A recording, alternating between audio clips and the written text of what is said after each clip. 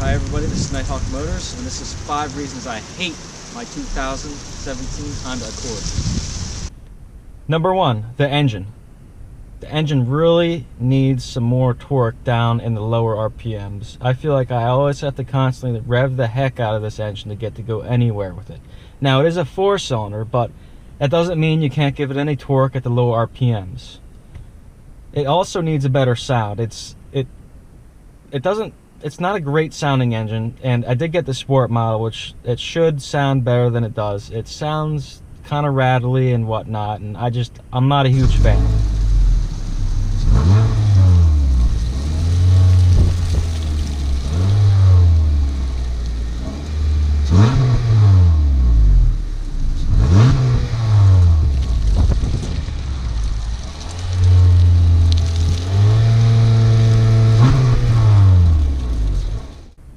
Another thing is the small 4-cylinder engine has a tendency to rattle the interior and make it feel very, very brutish and unrefined because the engine's characteristics just vibrate the car. The engine also takes a good amount of time to warm up when it's been cold overnight. It should not take that long for a car to warm up, and this one takes a good 10 minutes for it to get to top temperature. Usually 4-cylinder cars take 2-3 minutes to start getting warmed up, but this one seems like it takes a lot longer. I don't know if there's something wrong with my specific car, but I would like to see the warm-up time a little faster with this car because it is a daily driver car, and when it's cold out, like now, it's November out right now, I would like to have heat and not have to suffer in the car while I'm waiting for it to warm up. Another really strange thing I've noticed about this car, it's really weird that Honda did this. This is not a standard way that car manufacturers manufacture engines and design engines. They have a actual exhaust port off of each one of the cylinders that is actually part of the cast aluminum head, and usually they just have 4 individual ports for each cylinder. So they'll have one port for cylinder 1, another one for 2, 3, 4, and so on. But this one, they seem to have combined the ports together.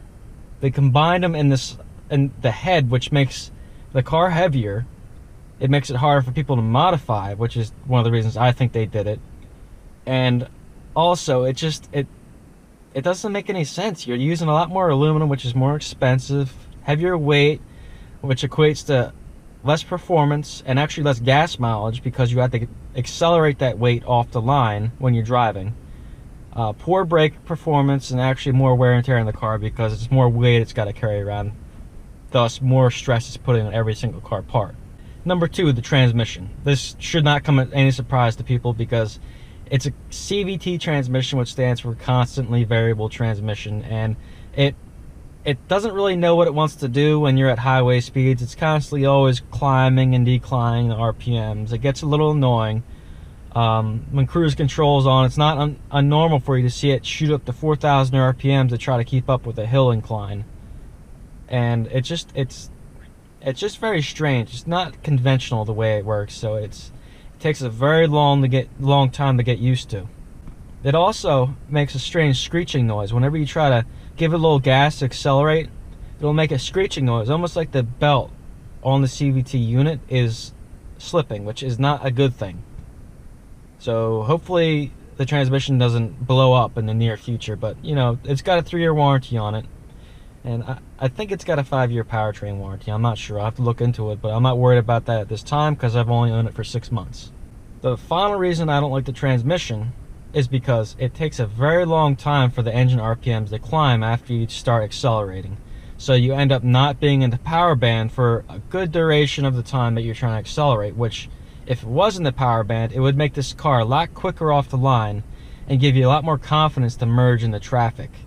Number 3 is also something I found very strange for a Honda. It's the lack of technology in the car.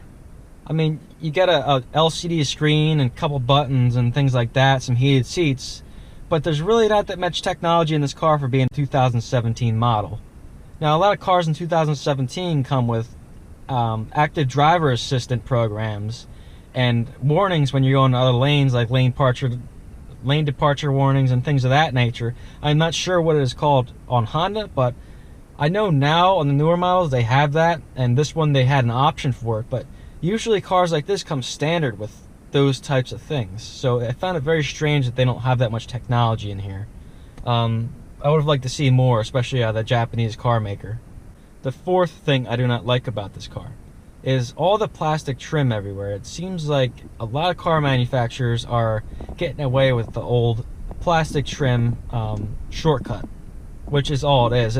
You can make it look okay, but when you get up and touch it, it just feels horrible. It sounds horrible. It doesn't add anything aesthetically pleasing to the car, and it's just kind of miserable, the plastic. I don't like it. I wish car makers would find a way around plastic and make the interior more enjoyable on cars. I don't know why Honda couldn't have done that. I mean, they have soft touch in some areas, but the majority of the areas it's hard plastic, and I'm tired of seeing it with these cars. I understand it's cheaper and easier to do, easier to clean, but I would really like to see car makers just put that little extra effort forward to get rid of the plastics out of the car, because they scratch easy, they're cold, hard, and they break easy down the road if you ever have to remove a panel. Now, the fifth and final thing I hate about my car is the rear view camera.